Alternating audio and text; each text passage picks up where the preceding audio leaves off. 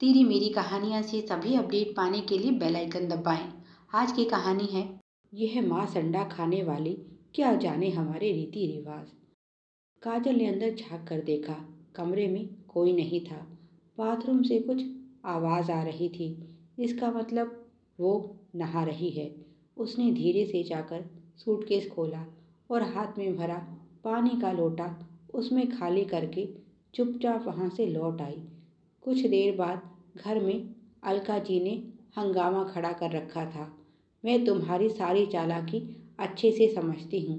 यह सब नाटक तुम्हारा ही किया हुआ है। तुम साड़ी पहनना ही नहीं चाहती थी, तभी तो जानबूझकर सब गीला कर दिया। रात को मेरे बेटे के सामने तो बड़ा आज्ञाकारी बहू होने का नाटक कर रही थी। अरे यही सब करना था तो पहले हाँ क्यों भरी थी? मैं कौन सा तुम्हारे साथ ज़बरदस्ती कर रही थी? अपने साथ साथ विशाल का सामान भी खराब कर दिया। अब वह पूजा में क्या पहनेगा? जेनिफर सास को समझाने का प्रयास कर रही थी कि उसने कुछ नहीं किया। वह खुद भी नहीं जानती कि सूटकेस में यह पानी कैसे आया। विशाल माँ को समझाने की कोशिश कर रहा था। माँ, मैं भैया के कपड़े पहन लूँगा और जेनिफर जीन्स टी शर्ट पहन लेगी। घर में पूजा है, प्लीज़ आप शांत हो जाइए। जेठानी कविता कह रही थी, छोड़ो भी अलका, क्यों बात को खींच रही हो?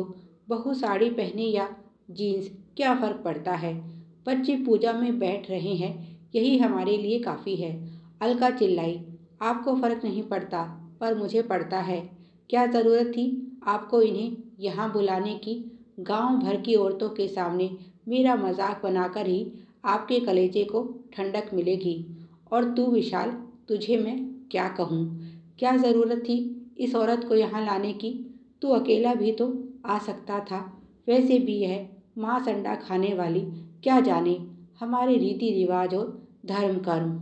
इसे तो ठीक से शादी का अर्थ भी नहीं पता कि हमारे यहाँ शादी दो व्यक्तियों में नहीं बल्कि दो परिवारों में होती है, जो हर सुख दुख में एक दूसरे का साथ निभाते हैं। कविता बोली, अलका तुम सिखाओगी नहीं तो बहू कैसे सीखेगी? अब नाराज़गी छोड़ दो और सच का सामना करो। जेनिफर अब तुम्हारी बहू है, चाहे तुम इसे स्वीकार करो या नहीं। और अगर तुम कोशिश करोगी तो वह धीरे धीरे सब सीख जाएगी। उन्होंने प्यार से जेनिफर के सर पर हाथ रखा तो बड़ी मुश्किल से अपने आंसुओं को रोके हुए थी। जब उसे पता चला कि गांव में विशाल के ताऊजी ने नया घर बनाया है और गृह प्रवेश का निमंत्रण उन्हें भी दिया है, तो वह बहुत खुश हुई थी। सोचा था इस अवसर का पूरा फायदा उठाएगी। विशाल के पूरे परिवार से मिलना जुलना हो जाएगा और इतने महीनों से उसने जो सीखा है उसकी परीक्षा भी हो जाएगी। विशाल और जेनिफर दोनों डॉक्टर हैं। पढ़ाई के दौरान दोनों एक दूसरे के प्यार में पड़ गए थे। जहाँ जेनिफर के माता पिता खुली सोच वाले थे, वहीं विशाल की माता जी अलका जी आज भी रूढ़िवादी सोच में जकड़ी हुई थी। जब उन्हें पता चला कि बेटा दूसरे धर्म की लड़की से प्यार करता है तो उन्होंने आनन फानन में विशाल का रिश्ता जेठानी कविता की बहन की लड़की काजल से तय कर दिया। पर विशाल इस रिश्ते को ठुकरा कर माँ की मर्जी के बिना जेनिफर से प्रेम विवाह कर लेता है। तब से उसकी माँ और बाकी परिवार के साथ बातचीत बंद थी। अब कुछ समय से माँ बेटे में बातचीत शुरू हुई है और कविता जी ने पति से इस विषय पर सोच विचार के बाद ही विशाल को गृह प्रवेश में आमंत्रित किया था। अच्छा, तो उन्हें भी नहीं लगा था जब विशाल की शादी के बारे में पता चला, क्योंकि विशाल के पिताजी के जाने के बाद देवरानी अलका ने बहुत कठिन परिश्रम से उसे पाला था। अलका की सारी आशाएं बेटे पर टिकी थी, पर उसके इस कदम ने अलका के सारे सपने तोड़ दिए। खुद कविता के बड़े बेटे ने अंतरजातीय विवाह किया है और अलका इस समय किस मुश्किल में है वह अच्छी तरह से समझ सकती हैं, पर कोशिश तो करनी होगी इस परिवार की टूटी कड़ी को फिर से जोड़ने की। इधर जेनिफर भी सास की नाराज़गी से बहुत दुखी थी और उसने खुद में बहुत बदलाव किया था। रात को जब जेनिफर विशाल के साथ गांव पहुंची थी तो सुविधा के लिए वह जीन्स पहनकर आई थी, क्योंकि मुंबई में पली बड़ी जेनिफर के लिए यह गांव का माहौल बिल्कुल अलग था।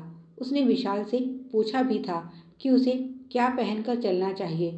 तब विशाल बोला था, रास्ता काफ़ी लंबा है, इसीलिए कुछ कंफर्टेबल पहनकर चलना।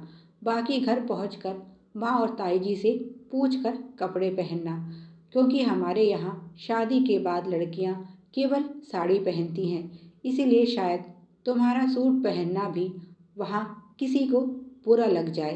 वैसे तुम यह सब अपनी खुशी से करना चाहो तो कर सकती हो। मेरी तरफ से कोई दबाव नहीं है। गांव में सभी जानते हैं हमारी शादी के बारे में, इसीलिए तुम पर व्यर्थ की पाबंदियां, नियम कायदे लागू नहीं होते। पति की बात सुनकर जेनिफर मुस्कुरा दी थी। वैसे भी वह यहाँ रात को 10 बजे के आसपास पहुँचे थे और गांव में इस समय ज़्यादा चहल पहल नहीं होती। इस समय भला उसे कौन देखने आएगा, यही सोचकर वह जीन्स में चली आई। पर उसे बहुत हैरानी हुई जब वह गाड़ी से उतरी। अड़ोस पड़ोस की बहुत औरतें वहां उपस्थित थी। पता नहीं कैसे उनके कानों तक खबर पहुंच गई थी कि विशाल की दुल्हन भी आ रही है। वह तो अच्छा हुआ उसके पास दुपट्टा था और उसने जल्दी से अपना सर ढक लिया। वैसे तो उसके कपड़े शालीन थे, पर विशाल के पिछड़े गांव में इस तरह के कपड़े पहनना ही बहुत बड़ी बात थी। नाराज तो अलका जी रात को ही हो गई थी, तभी तो विशाल के पास आई थी यह पूछने कि सुबह तुम्हारी पत्नी पूजा में क्या पहनने वाली है, कुछ साड़ी वाड़ी पहनना जानती भी है या नहीं, या फिर पूजा में भी इसे सबसे अलग दिखना है। तब जेनिफर ने सास को बताया था कि वह अपने साथ बहुत सी साड़ियाँ लाई है और उन्हीं में से जो आप पसंद करेंगी वह मैं पहन लूँगी। अलका जी तो आश्चर्यचकित रह गई थी यह जानकर कि जेनिफर को साड़ी पहननी आती है। उसकी बात सुनकर उन्हें तसल्ली हुई कि चलो कम से कम पूजा में तो बहू उनका तमाशा नहीं बनाएगी, क्योंकि वह जानती है पूजा से ज़्यादा लोगों का ध्यान जेनिफर पर होगा। और अब यह हो गया। जिस बैग में जेनिफर ने साड़ियाँ रखी थी, काजल ने जानबूझकर उसमें पानी डाल दिया और उसकी गांव आने की खबर भी काजल ने गांव भर में फैलाई थी। वह जेनिफर का सबके सामने तमाशा बनाना चाहती थी, क्योंकि वह उससे बहुत नाराज थी। जेनिफर के कारण ही विशाल उसे ठुकरा कर चला गया। अब जब उसे अवसर मिला है जेनिफर से हिसाब बराबर करने का, तो वह मौका हाथ से जाने नहीं देना चाहती। अलका गुस्से में बोली, दीदी मुझसे तो नहीं होगा, पर तुम सिखा दो। वैसे भी तुम्हें तो इन सब की आदत है। तुम्हारा बेटा भी तो दूसरी जात की बहू लाया है। और वह ताना मारकर कमरे से बाहर चली गई। कविता जी मुस्कुराई और बोली, जेनिफर यह सब भूल जाओ, बस उसे याद रखो जो तुम इतने महीनों से सीख रही हो। मुझे यकीन है जल्दी अलका तुम्हें अपना लेगी। जेनिफर बोली, ताई जी अब मैं पूजा में क्या पहनूंगी? कविता मुस्कुराई और बोली, बेटा तू चिंता क्यों कर रही है? हर मर्ज की दवा है तेरी ताई जी के पास। और वह अपने कमरे से एक सुंदर सी साड़ी लाई। उनका और जेनिफर का नाप लगभग बराबर था और जेनिफर उसे पहनकर तैयार हो गई। जब वह तैयार होकर पूजा के लिए बाहर निकली तो सबकी निगाहें उस पर थी। सच में वह बहुत सुंदर लग रही थी। उसे इस रूप में देखकर अलका जी भी खुश हो गई। गांव की औरतों में जेनिफर की खूबसूरती की बातें होने लगी। साथ ही साथ उसके संस्कारों की सराहना भी हो रही थी, क्योंकि वह मुस्कुराते हुए सभी के पैर छू रही थी। सभी औरतें कह रही थी, हमने तो सोचा था बहू शहर में बहुत बड़ी डॉक्टरनी है, पता नहीं कैसी होगी, पर इसे तो घमंड छू तक नहीं गया है। पर सबसे ज़्यादा आश्चर्य सबको तब हुआ जब पूजा के आखिर में जेनिफर ने अपनी मधुर आवाज़ में प्यारा सा भजन सुनाया और आरती गाई। अलका के कानों में आवाज़ पड़ी, कुछ भी कहो अलका बहुत भाग वाली है। बहू डॉक्टरनी होने के साथ साथ संस्कारी और गुणवान भी है। इसे देखकर पता ही नहीं चल रहा कि यह हम में से एक नहीं है। औरतों की तारीफें सुनकर अलका जी का गुस्सा छूमंतर हो गया और वह भी सोचने लगी, अगर एक पल को वह इस बात को भूल जाएं कि जेनिफर दूसरे धर्म से है, तो ऐसा कौन सा गुण है जो उसमें नहीं। मृदुभाषी, रूपवान होने के साथ साथ बड़ों का आदर करना भी जानती है। पूजा के बाद वह ताई जी से पूछकर घर के कामों में सहयोग करने लगी।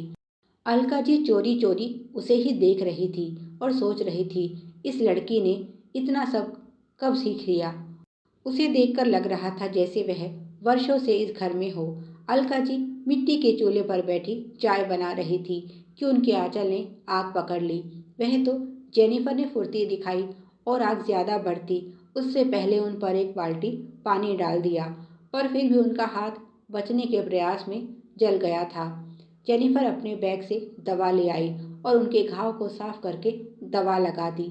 अचानक से हुई इस दुर्घटना से सभी सकते में थे।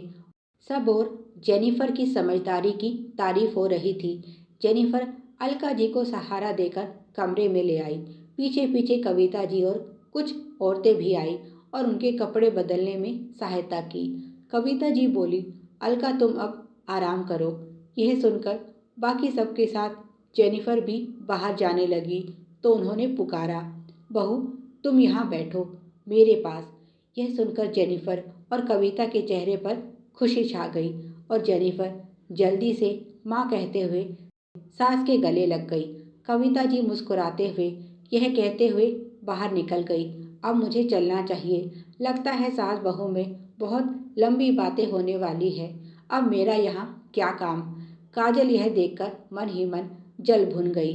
कहाँ वह सास बहू के बीच खाई को और चौड़ा करना चाहती थी और कहाँ यह तो एक हो गई।